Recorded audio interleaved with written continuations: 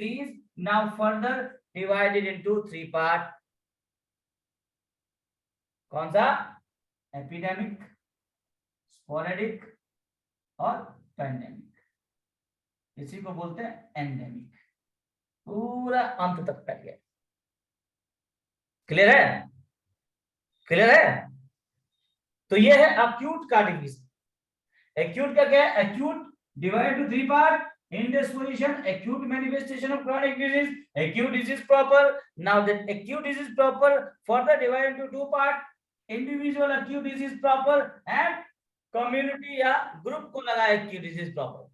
Now group को लगा, then group वाला disease are divided into 3 parts: epidemic, sporadic and pandemic. ठीक है? अब chronic बीमारी था, बताया मैंने आपको। then chronic की डिवाइड टू 3 पार्ट। कौन कौन सा? बोलिए।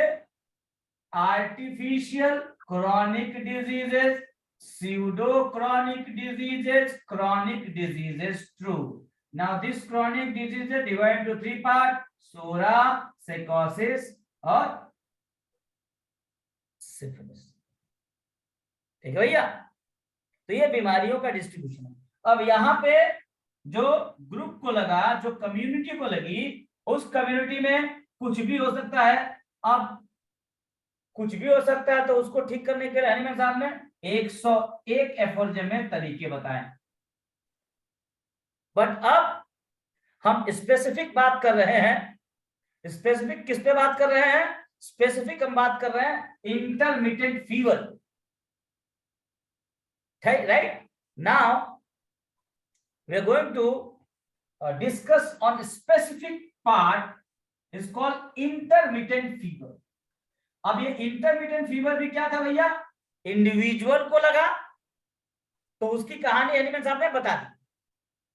बताया ना? कहां से कहां तक? 235 से लेके 239, 240 तक, 240 तक, 235 से लेके एकदम, इस बार सही बोला मैंने, 240 तक। अमन 100 नहीं बोला इसका मैंने, या 300 नहीं बोला। यहां तक क्या बोला कि भाई इंडिविजुअल को अगर इंटरमिटेंट फीवर या इंटरमिटेंट डिजीजेस लगता है, इंडिविजुअल को फीवर की बात कर रहे हैं, तो कैसे ठीक करें आप? अब जो बोलने जा रहे हैं कि अगर किसी कम्युनिटी या ग्रुप को इंटरमिटेंट फीवर लगेगा, उसको कैसे ठीक करोगे? वो स्पेशली कौन सा?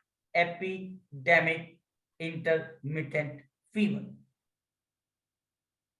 दैट मीन्स प्रिवेलिंग है उस एरिया में। हर बंदे को इस एक ही तरह का पैटर्न लेके बंदा आपके पास आ रहा है फीवर का। हर बंदा एक ही तरह का पैटर्न लेके आ रहा है। जैसे अभी हर बंदा क्या लेके आ रहा है? थाई फीवर, जोड़ों में दर्द, सर में दर्द और घुटने खराब। ये पैटर्न है। अब इस तरह का पैटर्न अगर कोई लेके आ रहा है तो अब आप उससे कैसे डील करेंगे? और ऐसी डीलिंग केवल हमारे पास है, होम्योपैथी के पास है। उसको बोला 241, 242, 243 में बोला क्या करोगे? अब इसके दो कंडीशन जिक्र किए गए। इस तरह के सिचुएशन के दो कंडीशन जिक्र किए गए हैं, उसको मैं इससे आगे आपको समझा देता हूं। इस तरह के सिचुएशन के दो कंडीशंस को जिक्र किया गया है। जैसे देखो, हम लोग स्पेशली बात कर रहे हैं आजकल का जो फीवर है, इंटरमिटेंट फीवर की बात कर रहे हैं। आजकल ये जो बुखार है, जिसको लोग कहते हैं कि रहस्यमय बुखार है, कहां से फीवर आ रहा है, लोग कैसे बीमार है, पता नहीं चल रहा है। तो अब हमारे पास इसका सटीक इलाज है, और इसके लिए कहां से कहां तक बोला? 235 से लेके 240 तक में आप जाके इस रहस्यमय बुखार का आज के जमाने में चल रहा है उसका सोल्यूशन आप ले सकते। चूंकि एक तरह का एक्यूट कॉम्प्लिकेशंस है, तो ये महामारी भी हो सकती है। तो यहां पे क्या बोला? यहां पे इस कंडीशन में बोला कि अगर किसी इंडिविजुअल को लग रही है तो आप कैसे ठीक करोगे? अब बोलने जा रहे हैं 241 से लेके 244 तक कि अगर किसी ग्रुप ऑफ स्पीसीज को लग रहा है, कम्युनिटी को लग रहा है, तो कैसे ठीक करेंगे।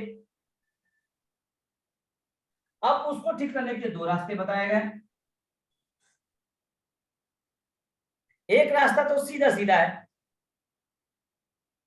एक रास्ता सीधा सीधा है, क्या कि बिना, देखिए लिख रहे हिंदी में, बिना मेडिकेशन के आया। ठीक, अब मैं यहाँ किसी एक पर्टिकुलर सिस्टम के मेडिकेशन का नाम नहीं ले रहा हूं,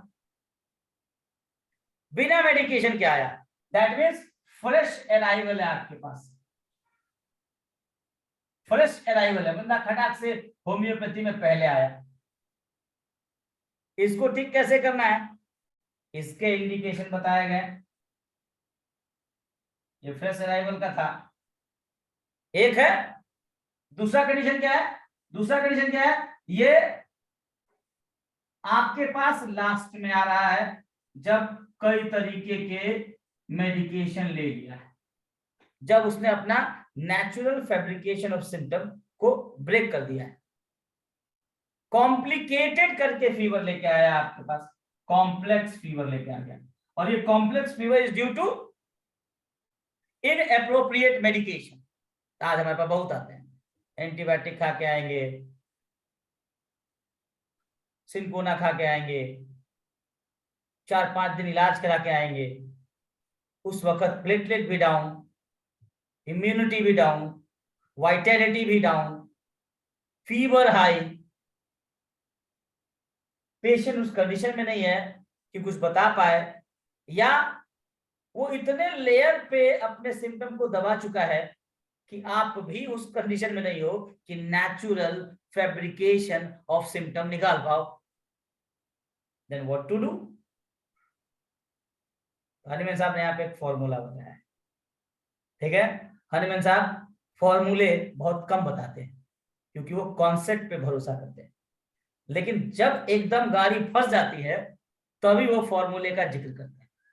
तो हनीमैन साहब ने कहा कि अगर ऐसी सिचुएशन है, कॉम्प्लिकेटेड हो गया है सब कुछ, then what to do, give small dose of highly potentize solution of hepar sulph and sulphur, hepar sulph and sulphur. कहा हीपरसल्फ और सल्फर देके इस कॉम्प्लेक्सिटी को, ये जो कॉम्प्लेक्स इंटरमिटेंट फीवर हो गया है, जो स्प्रेडिंग था, उसको पहले आप दूर करिए, फिर पेशेंट का हिस्ट्री लीजिए और उसको एंटीसोरी दीजिए, ठीक है। यही सारी चीजें है, इसी चीजों को आगे हनीमैन साहब बताएंगे। 241 242 में से बातें होंगी और फिर आगे हम लोग बात करेंगे, ठीक है। तो ये मैंने आपको एक खाका बना दिया कि अक्यूट बीमारियां होती क्या है, कितने तरह की होती है, इसको ठीक करने के क्या रास्ते हैं और कैसे ठीक किया जाएगा, right. Hope you will understand. आप लोगों ने सब कुछ, राइट। हाँ ठीक है सर, हीपरसल्फ सल्फर देंगे।